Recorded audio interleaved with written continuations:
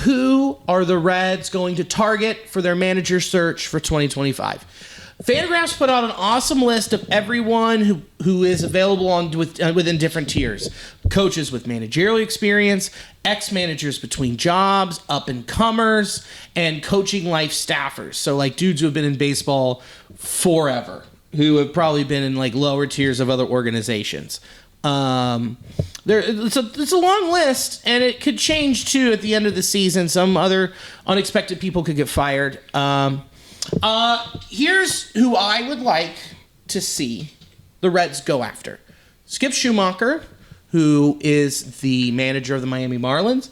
Look, this year's this year, but last year he took a young team, rallied them together, and took them to the playoffs in 2023. And then 2024, Kim Nang got fired, or she left, whatever it may be. And they just traded everyone away.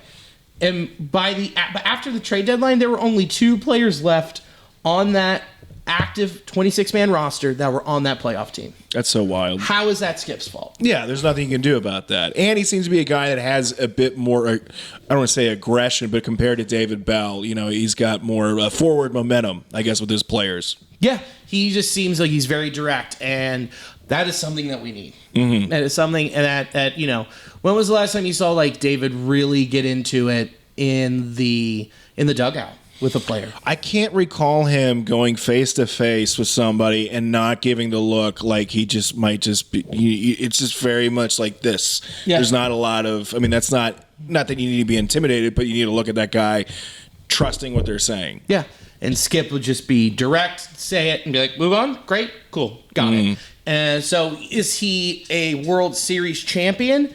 Not with the Reds. I believe he won one with the Cardinals. He played for the Reds. Played for the Cardinals. Like, he's a guy who wants to win and clearly knows how to communicate with his players already and with young players, which is what this core is. Yeah, I think he'd be a great coach for the Reds. I think he'd be good, in the clubhouse. I really don't know. He's familiar with the organization. So he's one of those names that does kind of stand out amongst the others. I think so, too. David Ross, if you look at it, I think the Cubs are going to have a better record last year than they did this year with David Ross. That's wild. It's crazy. Man, and he's also, according to, what I've heard, he's another guy that can, get into a player's face for positive reasons and has no problem raising his voice or telling them exactly what he needs them to hear. Yeah, he's got that backup catcher energy, where it's like, I'm going to rally the troops. I'm the leader. It's like what everyone's like, man, we love Luke Maile.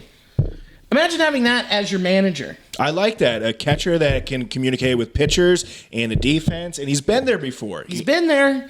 He gets it, and he played for the Reds. Will Venable is the bench coach for the Texas Rangers. Another dude. If you're the right-hand man to Bruce Bochy, you're coming off winning the World Series last season. That's a good voice to have down there. Mm-hmm. He could bring a lot of leadership within working with young players, and he can just walk in day one and he goes, all right, do you guys want to win? I'll show you how to get one of these. Mm-hmm. Let's go. Yeah, I learned from one of the best of all time. I really, really want them to hire somebody that has been to the promised land or can give these young players something to feel confident about, like following them, because they've been there before. Exactly, dude. I will lead you into the fire. We're going to do it. Let's make it happen. Mm-hmm. Danny Lehman is another one that I really like. Bench coach for the Dodgers. Mm-hmm. They are the model of consistent winning. We give them shit for, they're going to lose in the NLDS. Oh, they lost in the NLCS. Oh, the World Series win in 2020 was a Mickey Mouse World Series title. But through and through, they're always in it. They're a winning organization. So why not pick from it? I know they spend more money than God and then hide it in an escrow account for Shohei. But, dude, that's just another guy who gets it. And that is someone that you want to come in and be your leader of men. Yeah, and coming from a big organization where, you might get overshadowed a bit, coming into this place where, feel like I can make my stamp on this organization. I can show them, who I am and take the reins. So that could be a lot of positive energy coming from that background with the Dodgers. Yeah. And last one on this list, that he's actually not on this list. Supposedly his health is taking a turn for the best, is Terry Francona. If he can do 162, give me that guy all day. He took the Red Sox to the World Series. They broke the curse with him. And then he took the Guardians/Indians, that's what they were called at the time, to the World Series. They lost it in one of the best World Series games I ever watched. He's from the Reds organization. He played for the Reds back in the day. That would be awesome to have him around. I'd love that. He's a guy maybe not as on the aggressive side of things, but somebody that you could feel confident could tell them exactly why he needs them to do the things he wants them to do to get to, here's how we get from A to B to C, and I need you to pay attention. I need you to lock in. I need you to do what you're asked. I need you to do what I'm asking of you. And don't pay attention to why I'm not wearing socks or shoes right now. And why I'm not wearing shorts and we're on the back of my scooter. It'd be great for, hanging out with India. Earthing together. Oh, my, yes. Earthing. Let's go earthing, bro. Let's go earthing, dude. Dude, which gem do you have in your butt today? Man. Riding scooters around. Dude, I would find Francona. He would have a scooter. He'd live downtown, and I would just zoom up next to him. Being a scooter gang, man. Dude. Beep, beep. Who do you have? I mean, is very similar list. Is there somebody I missed that you would like to see, possibly? No, I was thinking David Ross just because I felt like he was going to be a bit more aggressive. I was just trying to think what would be the opposite of David Bell. Yeah. And so I'm thinking of someone that could probably get in the player's ass. So I was thinking maybe, kind of more younger, a guy that has recently played. So I think his energy would be good, but Terry Francona, just the more I'm thinking about him, I know he's not an aggressive by nature fellow, but he's a guy that I feel like could navigate this team through the playoffs. But it's got to be his health. His health has to be in tip-top shape. It can't be like, I'm taking off 20 games for whatever's going on. I got to... or whatever's going on because I'm old and there's something wrong with me. As much as I just really would not want that to happen. There's someone that is not on any other lists. I don't think anybody's brought him up, who I think should have an interview. And here's why. Pat Kelly, the manager of the Louisville Bats. Hear me out. It was, kind of like a wash year for the Braves. And they were like, well, let's bring up Snitker. He's been with the organization 30 some odd years. He managed this core in AAA. Why not have him coach the big league team and see what happens? And then they exceeded expectations. Is that something that could possibly happen with the big league club? I mean, he was already with them in Louisville, got him through the process. He's beloved by everyone within that organization and beloved by the players that have passed through Louisville. I mean, why not? They've already worked with him, a lot of them. Exactly. So that's a guy who could really get him to gel. He doesn't have the championship experience, but you know what? He could lead him. Who knows?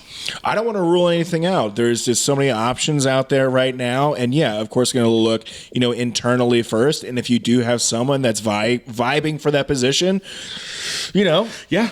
I mean, look, I give him an interview. I'm saying he would be like option 7 or 8. Throw him in. Give him an interview. Give an interview. See what's up. Float it around to your team leaders, which are Indy, Stevenson, and Ellie, and Hunter, and be like, what would you think?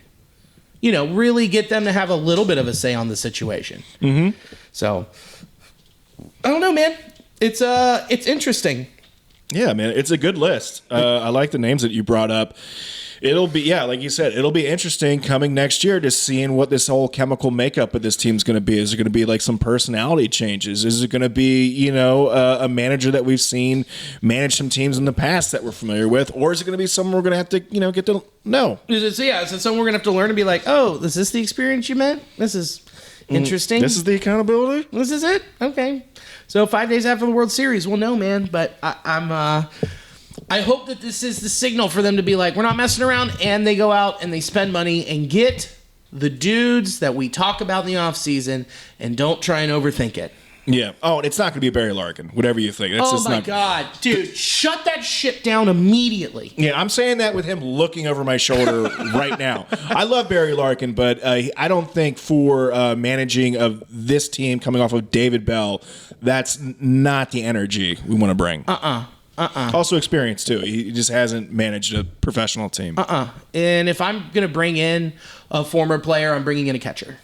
I mean, that's just the mentality we have from playing forever. But, yeah, dude, keep him. I guess just keep him in the booth. We need Corky Miller. Dude, oh, my God. That'd be awesome. That would fuck so hard. Yes, it would. Dude, let's put that energy out there. Corky Miller for Reds manager. Dude. Mutton chops, mustard stain.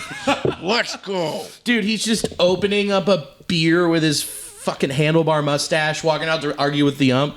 Like, hey, that was a ball. Yeah, Corky Miller would warm up the pitcher like in between innings. Like he's that type of guy. Yeah, you know, when you're catching stuff and he's get his gear on. So, I got it. I don't got a minute. I don't need it. Come on now. I'm spinning it.